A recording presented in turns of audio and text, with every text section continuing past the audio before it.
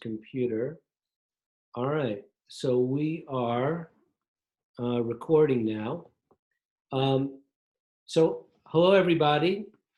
This is our last interview of the class, and I'm very happy to welcome Ian Miller, who is in San Diego right now, right?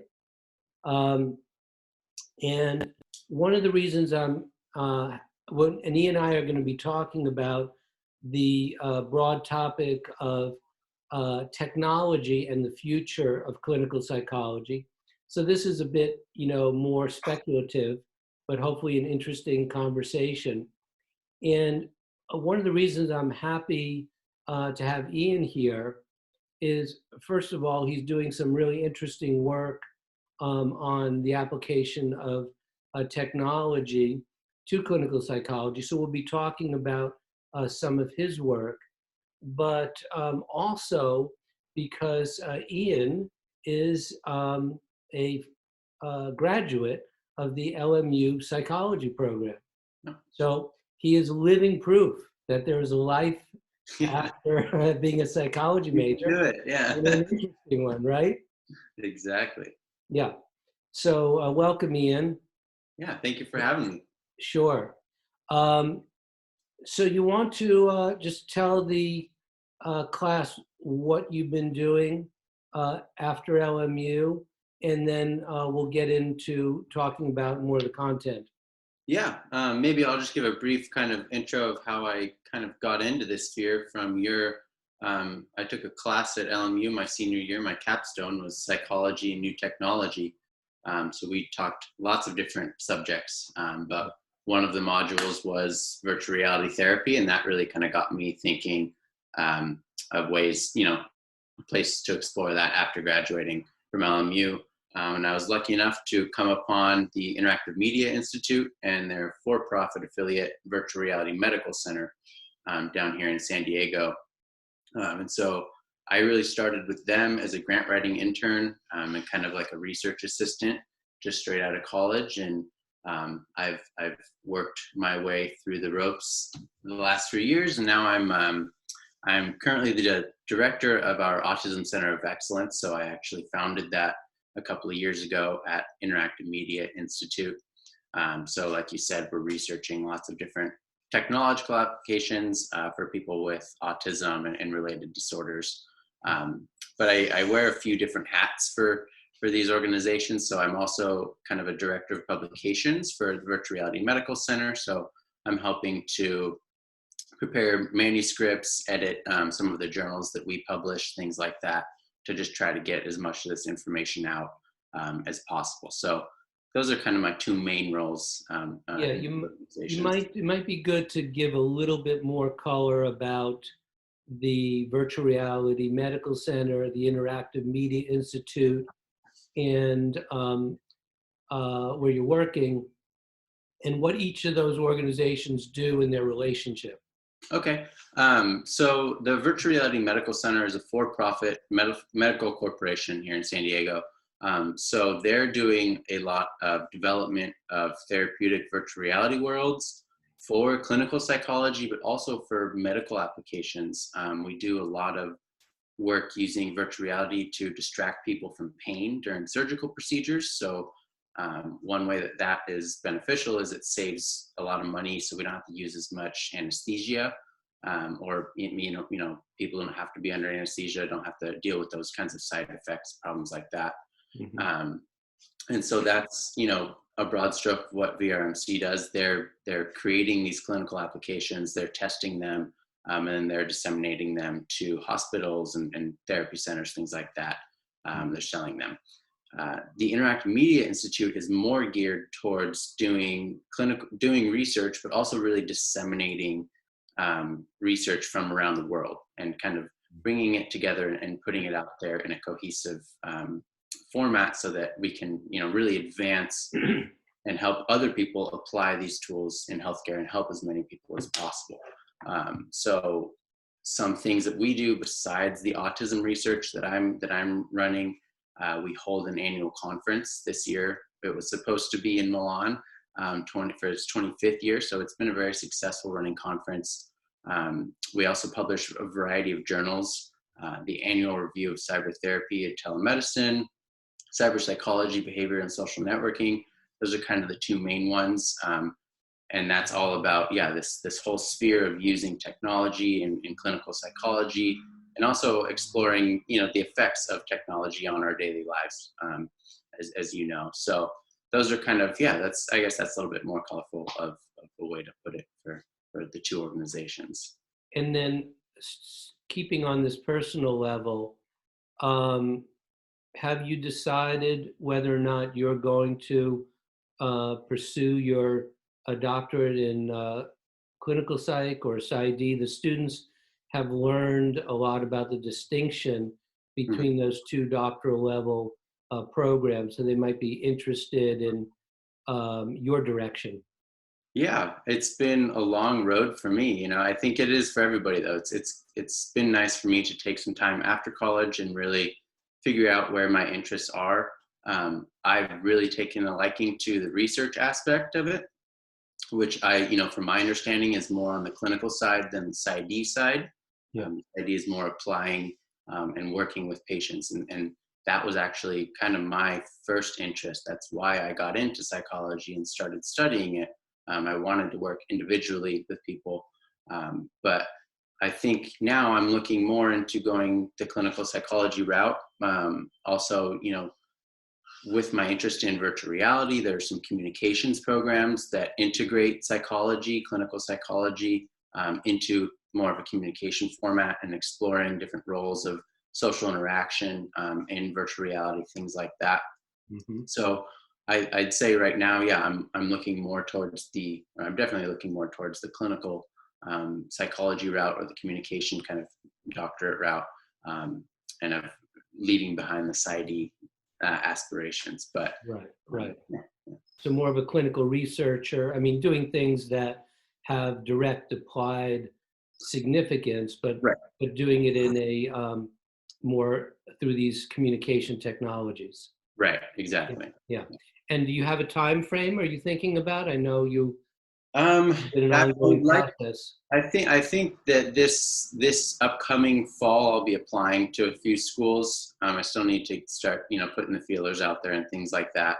But I would like to be starting 2021 if I could. And do you know if you're going to stay in San Diego and retain your affiliation? I don't know if I'll stay in San Diego. Ideally, I'm bringing in funding for our research and things like that. Ideally, I can take some of this research with me and still keep a part of the affiliation with Interactive Media Institute. Yeah. It'd be great for me to continue that relationship and that, that work that we've been doing there. So yeah, ideally it's coming with me partially. Okay. Yeah. All right. So let's talk about the content, of the interview here, which is about technology and the future of clinical psychology, which is admittedly somewhat speculative, but technology is infusing every aspect of our life. And so there's no question to me that in some forms, it's going to be an increasing influence within the mental health field. And I thought we might, organize this by things that are more what I would call two-dimensional technologies, like apps and chatbots and their role in mental health, and then move on to more of the sphere that you're working in, which are three-dimensional digital technologies like augmented and virtual reality. And then maybe talk a little bit about how, even in the area of psychiatry, new technologies may have a place in those services. So in the first area on apps, have you used any mental health apps? Have you looked at mental health apps, in terms of the work at the Interactive Media Institute? We publish lots of in our journals and things like that. I'm reviewing articles about mental health apps. I don't necessarily use one in particular. a lot of the work that we do and like to focus on deals with relaxation and kind of biofeedback and getting your internal biological processes kind of back to a Yeah, normal state during yeah. stressful events and things like that. And they have apps. They have those apps for that purpose. Yeah, I mean, you know, there are lots of relaxation apps out there. There are Yeah. big name ones like Calm and Calm. Yeah, I've Headspace seen and that. things like that. So those are, I would say, those are a great introduction to the general population about ways that we can use technology to infuse, you know, psychology. But then, you know, I've read lots of different studies talking about ways to use apps in a clinical health setting, right? So patients can check in with their doctors using, you know, a little chat room or something. I've seen work where teenagers who, you know, may not necessarily love the idea of coming in and sitting down in a therapist's office, can use their phone to text message, you know, securely, which I'm sure we'll get into these concerns with technology. Yeah. Um, but yeah, kids are able to text in and check in with their therapist that way. It's just another level of engaging populations in different ways. We don't all necessarily have the same behaviors and seeking help, or the same resources. So if there are more ways that are, you know, available to us to be reaching out to people, to health practitioners, I think that's, you know, really important. So I think that kind of research is really interesting to me, and seeing, you know, the compliance, how well are people, you know, complying with treatments when they're delivered remotely or when there's a digital component to it. And I think as we progress and just become a more technological society, those compliance, you know, questions, or people will be more compliant with using technology. In I their own. think the apps can help with the compliance issue too. Whereas, let's say you go to see your therapist once a week in an office, and you give them some, you know, some places which are more structured therapies. They might give them homework, or, you know, things to think about or journal about, etc. And through the app, you could, you know, send notifications, for example, of uh, exercises or things to do, or um, things of that nature. So you might increase compliance that way too, through the notification function. Right. I mean, you know, I set reminders on my calendar all the time to do something, and it pings me at 10:30 to hop on a call or whatever. Yeah, integrating that into therapies at home, or, you know, exercises to do at home is amazing. Yeah. One of the ones, it hasn't been developed yet, but I was actually asked to consult on sort of the early phase of development, was an app that actually a student in computer science at LMU, this is LMU student interview day. Yeah. Anyway, she wanted to develop an app that people could use if they were feeling an impulse to self-harm. Mm. Now, so it might be cutting or burning, or some other self-mutilation, or in the extreme, if they were having, you know, suicidal feelings that were present, but not, you know, so acute that you should call 911, you know, immediately. Yeah. So I thought that was very interesting, because her concept was, she did a review of the literature, and there were several apps that were designed to prevent self-harm, but they were not very interactive, in the sense that they would just give you, essentially they would just aggregate, you know, information sites that you could go to. Right. She wanted to do something where it it was interactive and really, um, uh, you know, let's say the person was, you know, feeling overly agitated and needed to calm down, or they're feeling shame or rage or some kind of emotional experience that was so troubling that they were moved, you know, to self-harm. Mm. And I thought that was a really ambitious um, type of app. So it just seems like the number of possibilities, are really going to expand um, in a wide way. Yeah, I mean, I think, yeah, we haven't even touched the tip of the iceberg as far as imagining what we can do with these technologies that we already have with, just mobile phones and 2D apps like that. Right. But just having access to the internet, or to these resources, just makes everything so much smoother and more effective, and safer for people too. I think Yeah. it's easier for people to find these resources, like you were saying, the computer science student, instead of just telling an app, hey, I'm feeling, XYZ today, and then they pop up some articles for you to read or some websites for you to go look at. Maybe Yeah. it's giving you a, something to do. It's saying, okay, Right. let's try this activity together. Yeah. um, and that And kind of then you blends could in.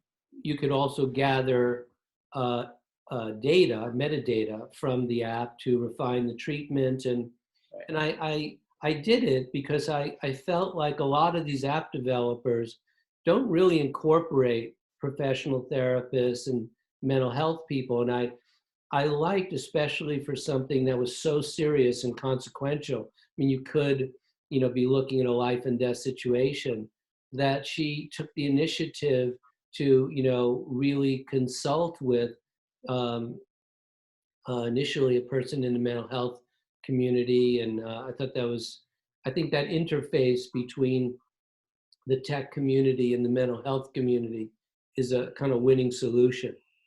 Yeah, and I think it's kind of lacking, like you were saying right now, is there's not that the bridge. There's there are not enough people in the middle to kind of to Connect bring that. the psychologists and the technology people together. And Right. that's a really interesting space for me as well. Being able to bridge that gap and get the perspectives from both sides, because the technology is very fast advancing, and people are always wanting to do something new and something different and better. Yeah. And the clinical side is, rightfully slower to adapt to things, and Yeah. slower to Well, learn. most therapists can't program, or set up, interfaces properly, and Yeah. back end data collection and all this stuff. I mean, you know, it's just beyond people who don't have that training. But if you can combine them with people with major, tech and website development and graphics and big data and all these kinds of things, it could be fantastic. Yeah, I mean, we encounter that problem a lot, is just clinicians don't know how to use the technology that we have, or, they're very, very limited in their ability to use it. Start with turning the machine on or something. Yeah, yeah. I mean, it can be as simple as, yeah, getting the app started or something. And Exactly. for us, it's like, oh, I just press these two buttons, but Right. it just Right. doesn't click in some people's heads yet. So yeah, Yeah. having that educational kind of bridge between the two would be, that's a really important next step, or kind of area that needs to grow. And I think that psychology students and people like that are actually a really good, kind of group of people to be approaching those problems, because Yeah, because they're digital natives and they're not afraid of that. And uh, so that's why I think that, we'll see more of that. right. Um, Now, the other area that is also, um, uh, we know about, obviously, in the same way that we're doing this Zoom interview during the lockdown, there are literally, hundreds of thousands of doctors and mental health, personnel who are seeing their clients and patients through this interface. Could you imagine if we didn't have something like this, uh, how we would deliver services to people under, a mass quarantine that we're on?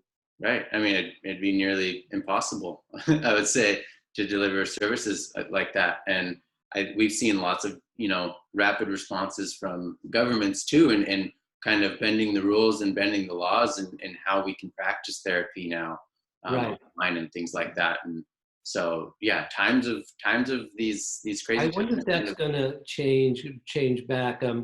Just to remind the class, like at the beginning of the class, we talked about telehealth a little bit, and I mentioned to the class that at the time, this is pre-coronavirus, that it was illegal to practice telehealth except in across state lines, except in very defined and temporary circumstances.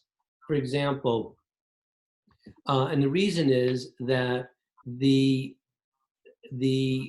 legally they wanted the therapist to be licensed in the state that the client was residing in. Right. So, for example, if I'm licensed in the state of California, I don't have a national license. There is no national license for any area of therapy. So you're licensed by state. So if I were to be seeing a client who lived in Indiana or something like that, I couldn't do that if the referral if the therapy initiated while we were in different legal jurisdictions. Now, if I had a client who lived in California and was visiting, their family for a month or two in Indiana, they would still reside in California officially, and I could see them. Mm-hmm. And even if they moved permanently to Indiana, I could see them for a couple of months remotely on a transitional basis. But I couldn't, have a national or a global practice because of these jurisdictional issues. Yeah. And that's changing, right? I mean, with the everything surrounding the coronavirus, you're pretty much free to, Yes. give services to anybody. Yeah, that's right. You can now legally deliver telehealth services to individuals who their place of residence is in a different legal jurisdiction. Now, Yeah. the justification of it is that there are different laws in different states. And secondly, that there was concern that if there was an emergency, it might be better for you to be on the ground. Mm-hmm. But really, to be honest with you, the main thing was protectionist, that they didn't want certain prominent therapists to poach clients, and they wanted to protect the pool of clients from to local therapists and keep local tax dollars in these areas. So it was really about protectionism, both for the states and for the guild of therapists in the different states. Right. But the coronavirus, as you said, has changed that. And I wonder if they're going to go back. Yeah, I mean, it's hard to. There's lots of laws that they're enacting that. Yeah, you wonder, is it going to be able to be rescinded and go back to these normal times? And I don't think that it would. I think that they'll need to continue once people kind of get a taste of what's out there. It's hard to take that away. And especially as something as essential as therapeutic services, it would seem like it'd be pretty unethical or just wrong to take it away from people once they started to. Yeah, because let's say I've consulted about clients in intensive outpatient therapy that have been through that program for several months, and then they've gone back to their permanent location, which may be in a rural area that's 100 miles from an urban area that would have really a diverse set of well-trained therapists. Right. And so they're either in a position that they don't get services, or they're forced to travel a great distance, which ultimately undermines their treatment. Mm-hmm. I think it'd be much better if they were able to do telehealth. I think they would actually have more consistent services. Yeah, I think so. And yeah, and also bringing up, just it would be interesting. You spoke about protectionists and kind of wanting to keep, the tax dollars and that sector going in a certain maybe part of the country. Yeah. It would be interesting to see how those people are faring right now, and as this progresses, right? Like, is it actually having an impact on people, or is the the pool of people who need help so big that it doesn't really matter, right? Are there enough people to kind of Are go there enough around people? with all the See, 'cause therapists? to me, beyond the protectionism, I mean, ultimately, I think the decision should be based on what serves the welfare of the client. The Right. client should, you can purchase goods all over the country. You can get online legal services all over the country. So ultimately, I think the burden of proof is on the limiting jurisdiction to say that this is not serving the client's needs. Right. Now, if you were to take a test on legal requirements in working in mental health in Indiana, just like a driver's license, I'd say 95% is the same thing. Like, look out the back, mirror, so you don't smash into somebody. Yeah, turn your blinker I on. think we can figure it out. And there's one or two things in Indiana, then I think that people can study up and get licensed. The only thing to me is whether or not, people ever are in an emergency situation where it might be good for the therapist to be on the ground. But really, if you do a careful assessment, I would think that the chances of that would be extremely low. Not, it would happen, but I don't know if that is reason enough to deny people options. So Right. anyway, we're gonna, as you say, the technology outpaces the culture. Yeah. Technology always speeds ahead faster than the cultural institutions Mhm. that exist. Yeah. And the movers and shakers at the top, who are going to make these decisions probably aren't as technologically savvy, or may not be paying as much attention as the younger generations who are Yeah, really driving a lot of the innovation right now. right. So yeah, So, it goes back to that gap. so on the use of technology, um, for therapy as a source of remote therapy.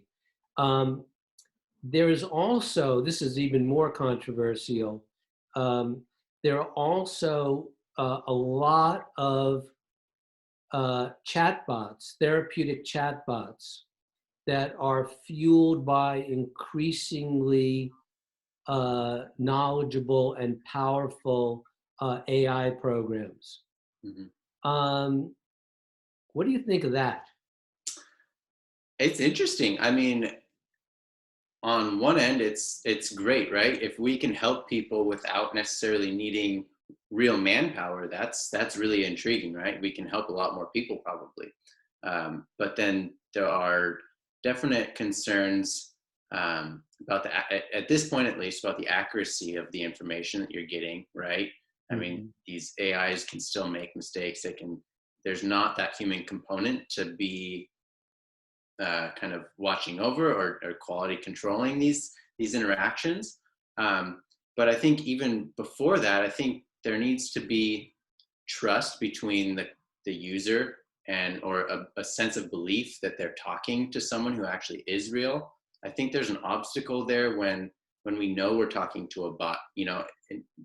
From my experience, not with therapy, but with other chat bots, um, when you're typing to your robot to ask about your internet service, it just doesn't seem personal. It doesn't What seem happens if it wasn't a typing interface the um, that the chatbot was able to speak with you Mhm. in a realistic human form voice?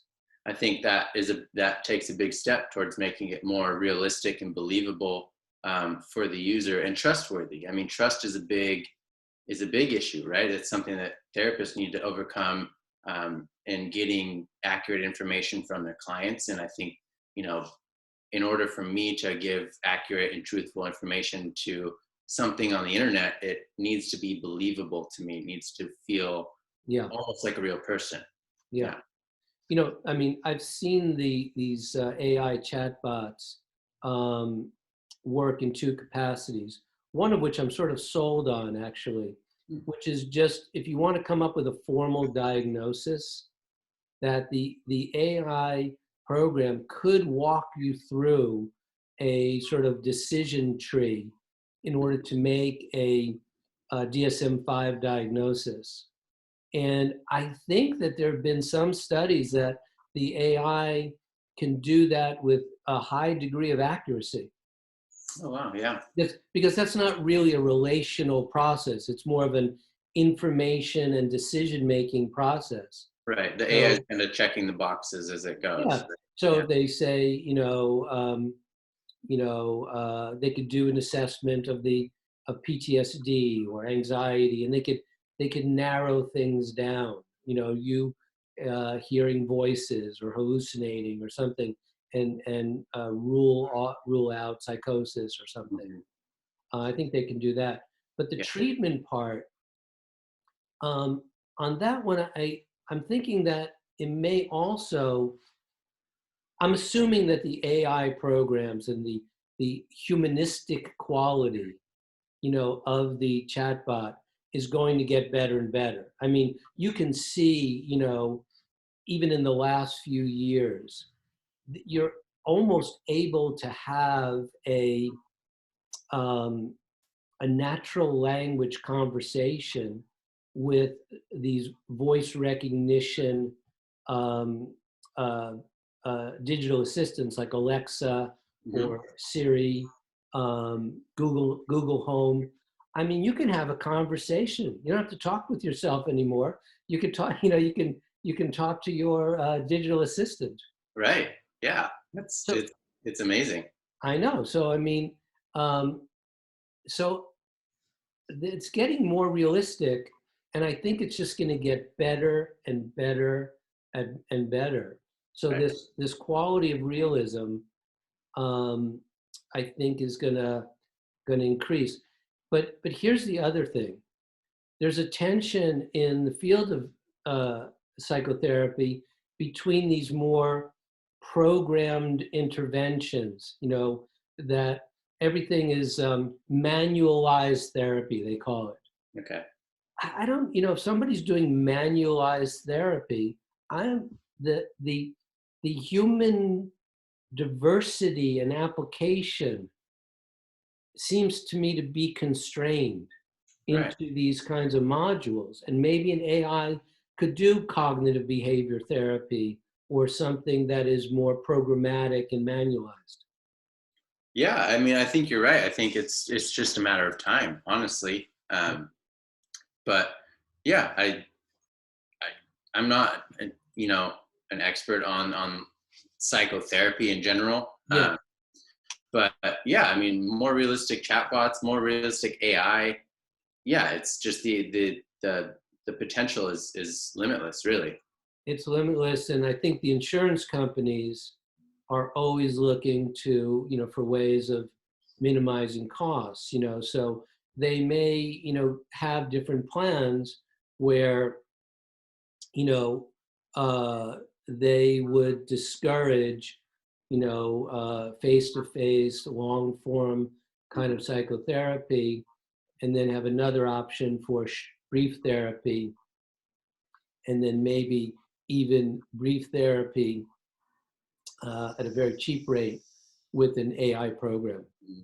Yeah, I You know, think to me the biggest obstacle is understand. People have to understand the ethicality of all of these yeah, applications and the safety of all of these applications, and that takes a really, really, really or it can take a really long time. Um, and it just gets back to that the technology. By the time that we're approving one type of AI right, to right, deliver a therapy, it's already on to the next step, and it's already improving. And so we'll always kind of be a cycle or two behind, yeah, just trying to keep up with what's going on. right, right. So let's make a transition from these more the technologies that we're talking about now, with the exception of an AI therapist. but some of the use of AI chatbots and the proliferation of mental health apps, this is happening now, and we're really sort of speculating on how they might expand and have a wider role in mental health. Mhm. But as we move into the 3D applications, which you and I have really both worked in, um, how do you see this? What is the state of the art, really, the state of the field in terms of the use of VR in mental health? It's a good question. There's a lot to it. What are some of the major areas that people are using VR, and maybe that's really what I meant. Yeah. And where do you think Um, it's going? I mean, one of the areas that's been around for a long time, as you know, is exposure therapy, right? My boss, Dr. Brenda Wiederhold, ran one of the first clinical trials exploring virtual reality exposure therapy for fear of flying. And so that's, right now, that's a pretty wide application of virtual reality, I would say, helping people overcome phobias, anxiety disorders, post-traumatic stress disorder.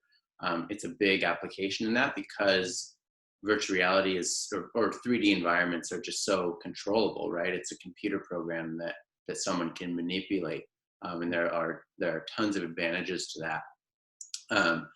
There's also a lot of interest in assessment using virtual reality, and then technologies that come along with virtual reality, like biosensors, eye tracking technology.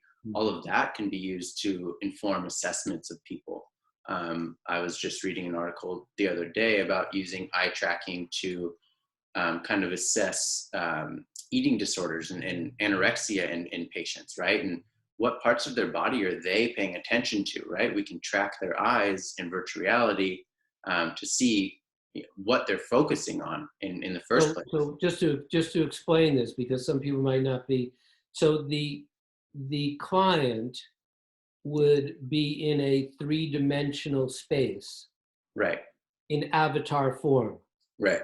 Okay, so you and I are in two different spaces, right? Hmm. And talking in sequence. Hmm. But in virtual reality, there would be a third space, Yeah. right? That would be constructed. And then you would have a digital representative Hmm. in that space, your avatar, Hmm. and I would have mine. So we'd be in two physical locations meeting within one digital location, Right. but in a three-dimensional form. Right.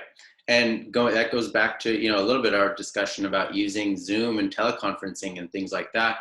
Virtual reality is the next step above that, I think. It's more realistic. Our brains are processing virtual environments as if they're real, as if we're actually in them. Yeah, And so when we're interacting with other people in a virtual environment, that can be super beneficial, probably more beneficial than being, on a screen with each other. yeah. So you think if we were having this conversation and you were in avatar form and I was in avatar form and I had set up a virtual uh, office, Hmm. okay, and that your avatar was sitting in the office and my avatar was sitting in the office, do you think that would have more or less power than seeing each other in our kind of physical forms, but in separate environments? Right now, Yeah. maybe right now, our video conferencing could be a little bit more realistic. um, but there's a lot of work being done, like places at Stanford with Jeremy Valence, and they're doing a lot of research investigating, you know, the behavioral realism within virtual reality. So, does it matter how real I look, or how real you look in the type of interaction that we have? Yes. They were saying, avatars that don't look realistic don't necessarily have to behave realistically, but avatars that do look realistic need to behave more realistically in order to be believable. So if we were, 10 years from now sitting in a virtual chat room looking nearly identical to this, I think Like that a like a really high level holograph. Right. Yeah, Right. exactly. We'll be in Not, Star Trek or something, yeah, right? not these super cartoonish kind of things in the early days of VR, but Right. And something more realistic. yeah, and but there are so many different applications for, realism and semi-realism, right? And it doesn't necessarily mean one is always better than the other. We found in our research for distracting people from pain that worlds that look unbelievable are actually better at distracting people from pain Right. than worlds that look believable. So it depends on how or what you're approaching, the type of problem that you're approaching, but Yeah. in terms of social interaction and conversation, Well, realism. let's take the realism issue. Like you mentioned, some of the incredible work that's being done with VR and eating disorders. Mhm. Okay, so let's say I would think in that situation, having the avatar, the digital representation of the self, be realistic would promote generalization to the physical world. Right. So, in other words, if you started out where the individual who, let's say they had anorexia, and they could only tolerate an avatar who was constructed with a very, very low BMI, Hmm. something that would be, you know, very uncomfortable even if you or I saw ourselves in that form, but they might be most comfortable with that. And and then to expand the BMI of the avatar and then work on the level of anxiety and tolerance of a more socially acceptable physical form. Wouldn't you think that the realism of the avatar there would be critical? I do, yeah, exactly. Generalizing to the real world, when we're talking about, yeah, skills that we want to learn in VR and transfer them to the real world, I think realism is probably very, very important. And Okay. especially in terms of eating disorders, things like that. There's so much really interesting So research going on. so the one exception you gave where hyperrealism is probably not a good thing is in some of the work that Mark's doing Mhm. with pain management, pain reduction in a surgical environment. There, the realism may overwhelm the person with anxiety. But can you think of any other exposure context where VR has been used where a lack of hyperrealism is a detriment to the work? Where a lack of realism is a detriment to the work. Yeah, yeah, Um, I mean, in personally in the research that we're doing right now with people on the autism spectrum, training them, teaching them skills that we want them to generalize to the real world, going to the airport, things like that.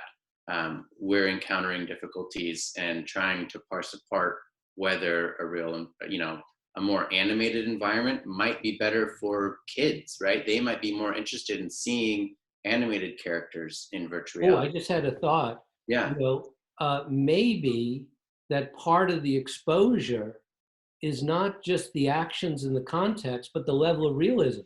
For yeah. example, let's say you were doing a fear of flying, and one of the exposures of the individual is going to go sit in an airplane seat. Maybe that the first time they do that, it's almost very cartoonish and which lightens the anxiety, and that over the course of exposures, you have the same context, but you increase the realism to more closely approximate an actual plane.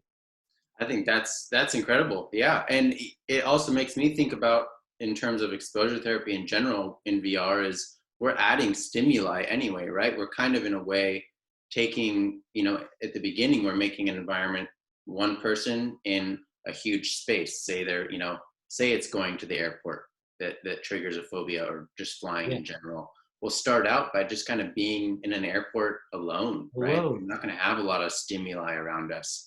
And so, yeah, like you were saying, making the fidelity of the environment more realistic, but also just adding. It almost adds a different dimension because in the physical world, the realism, when you do physical exposures, you can add aspects of the physical exposure to make it less complicated, less demanding, but the realism of the environment remains constant because it's in the physical world. But VR, as we're talking about, adds another dimension of manipulation that you can both add elements of the context and then the, as you said, modify within different levels of complexity, the fidelity and the realism of the virtual environment. Right. I think that's a really interesting idea. I think you should run that up the flagpole to Brenda. Yeah. You We're starting a new research can study justify tomorrow. why you're not working for her right now and Yeah, talking to me. exactly. We came up with something, Brenda. Exactly. All right, good. Um, So tell us a little bit. So we talked about eating disorders. We talked about exposure in terms of PTSD, war veterans. It's been used a lot. Um, any kind of phobia. But tell us about your work with people who have autism. Is it mainly kids and teenagers, or is it the whole age spectrum too? We want to be addressing the whole age spectrum. We want to be exploring, maybe these tools are working for some populations and not others, some age ranges and not others. Really, the way that we're approaching creating these tools is autism. People on the autism spectrum, core diagnostic criteria is deficits in social communication.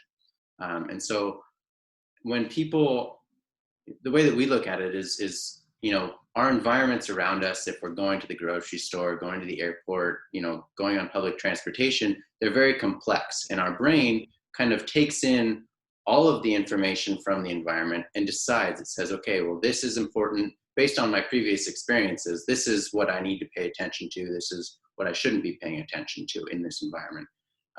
And in people with autism, that's a little bit impaired, right? They kind of focus on everything, or maybe focus on some things that they shouldn't be focusing on, Right. in the environment. And so what we're trying to do is use communication, use language, use gestures, nonverbal communication and verbal communication to teach them how to navigate a complex environment, right? You can go ask a police officer for help on the street if you're lost, or go to the grocery clerk and ask them where they can help you find XYZ. So we're using communication. We're trying to instill these basic kind of communication processes in our participants, asking for help, saying let's go, using very basic phrases, to learn how to navigate an environment and learn how to kind of take in the important contextual information and the not so important contextual information, and then generalize that to the real world. So what we're finding with different age ranges, we're using same tools across kids who are as young as 5 years old, to kids who are young adults who are 23, 24 years old. And there's lots of other variables within that, is in terms of, maybe comorbid conditions that these people have, intellectual disabilities, things like that. So there's a lot to parse out. And it may not be necessarily differences in age, but differences in someone's functioning level. Right. It's probably more realistic. And how many sessions does your training program typically take? Is it flexible? Is it elastic? Yeah, I mean, for the research purposes, we're doing short trials, 3 to 4 sessions, and we're just trying to see right now, how feasible it is, how acceptable it is, and how, our skills starting to generalize. But in terms of learning a specific skill, I would say, yeah, it's absolutely flexible and elastic, right? Some people might be able to watch the simulation or interact with an environment a few times and then generalize it. Others might need to continue their practice at home or in a clinic, for a few months in order to really acquire that skill. And I think that's a huge advantage of virtual reality, is you can control it. You can start the simulation whenever you need to start the simulation, and repeat it whenever you need to repeat it. And so And is it completely autonomous, I would imagine that it would be beneficial to debrief each session, or be together in the session with a therapist. Yeah, it would be better. Right now, it's autonomous, so they're kind of in there alone. They're going through it. But Depending, then afterwards, do they debrief it with a therapist? right. So then Okay. afterward, we're testing them. Basically, we're asking them a series of questions. What did you do? What did you see? What are how well did they learn what we were teaching them in the environment? So all of Yeah. these environments have a script on Well, top I of. think that in your case, because it's largely skill development, and I'm not sure, although I may be wrong, that the participants aren't overwhelmed with anxiety in that situation. But in many of the VRET, virtual reality exposure therapy applications, the individual is going to be experiencing a lot of stress and anxiety as the pressures of the virtual situation are amped up. In particular, let's say you have somebody who's dealing with um, war-based PTSD. Mhm. In that situation, I think you need a therapist there to really either be in the situation with them, checking on their level of anxiety, or possibly um, um, using those biosensors that you talked about just to see the level of arousal.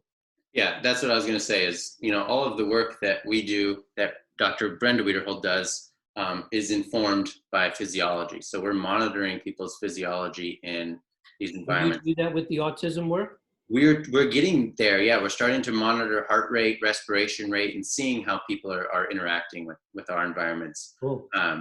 But it really helps. It makes it safer for the And do individuals. some of the participants, do they get agitated in some of the environments? Oh yeah, yeah, absolutely. I mean, we have one of our bigger, most applied tools is a virtual airport, and so there are lots of stimuli, and we have seen cases where Right. heart rates are really going through the roof, or respirations are going up, I, don't, based on I what thought they're about the seeing. anxiety thing because I don't know if I ever mentioned this to you. I probably have, but uh, there's a famous novel where the protagonist is a spectrum, a detective, a young detective on the spectrum, called A Curious Incident of the Dog in the Night.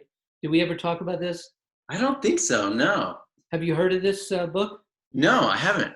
Okay, so it's written by a guy named Mark Haddon, Okay. who lived in England, and he worked for many years in a residential treatment center for teenagers who are on the spectrum, maybe preteens and teens on the spectrum.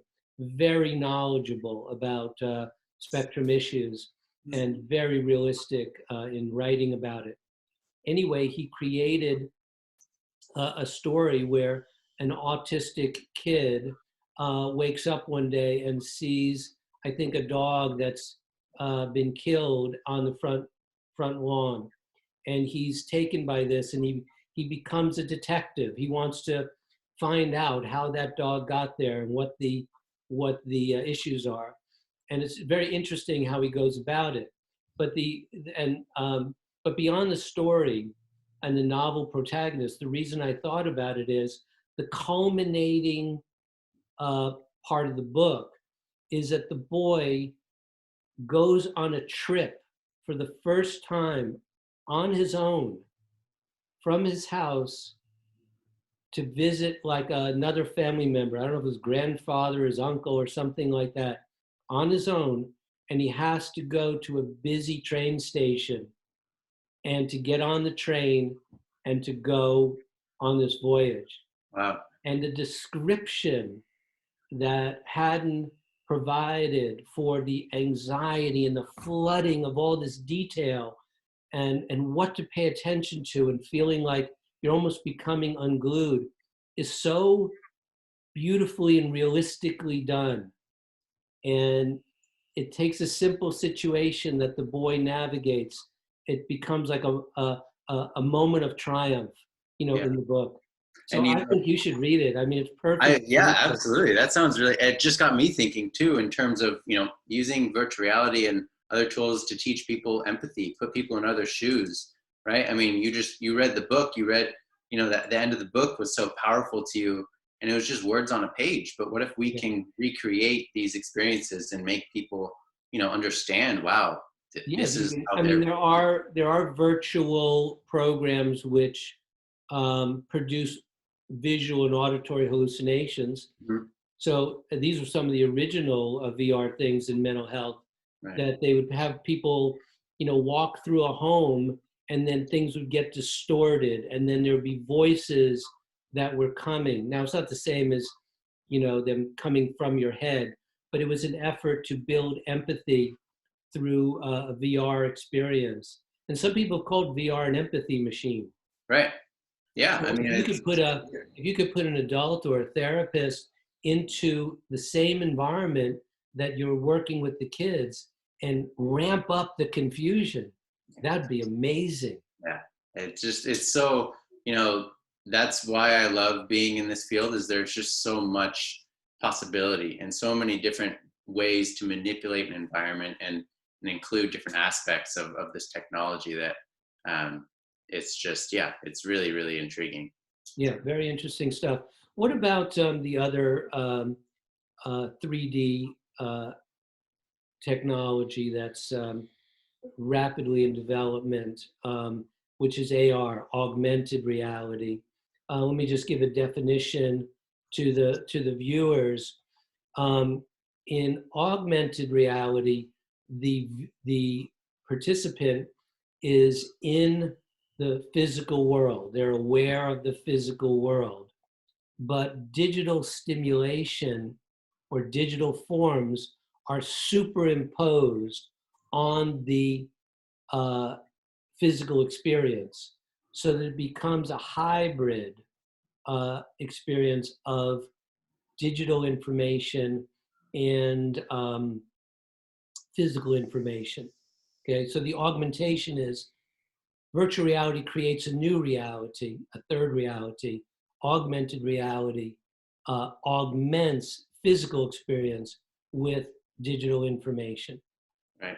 And my best example is all the, I talk to a lot of high school classes and things like that. I always reference Pokemon Go. I knew you Right. were going to say that. I think It's Pokemon like Go.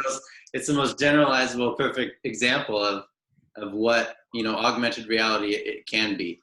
Is, yeah, exactly. You're I interacting. always I always use the same example. I mean, I think Pokemon Go is not just some kind of crazed world phenomenon like Candy Crush or something, but Pokemon Go is really the future.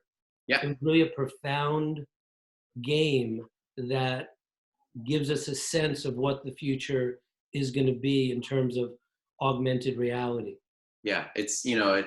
It's really interesting in terms of training, skill trainings and things like that, right? I mean, being able to be out in the real world, with glasses on or a phone or something like that, that helps you, guide you through something or whatever it is.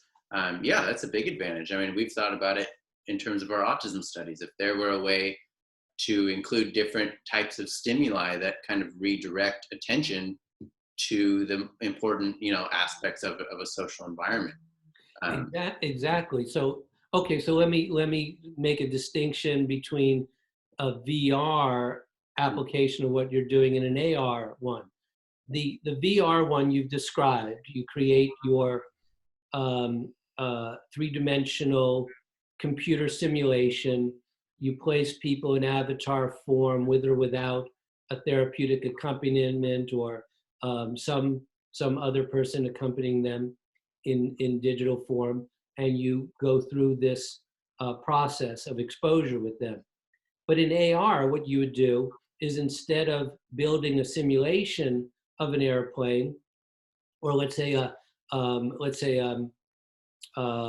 train station like we were talking about, that you actually have the individual go to a train station and superimpose digital information in their experience that you manipulate.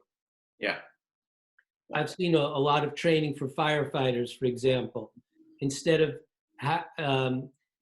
either lighting a building on fire for training purposes, or creating a VR situation where a building was on fire, they just go into a training building and they have augmented reality flames in the building, in various areas of the building, and then the firefighter in training has to put them out.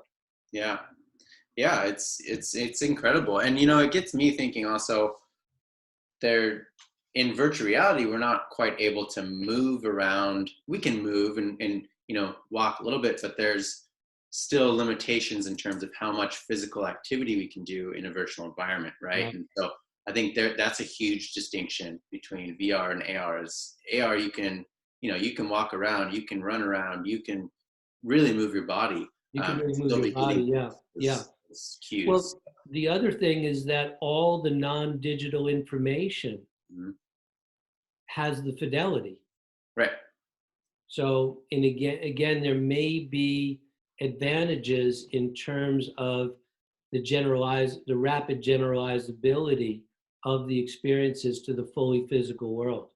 Right. Yeah. I mean, I would probably think that something like AR, you know, training you kind of more in the real world would probably help you acquire skills and maintain them a little bit better right Yeah. now.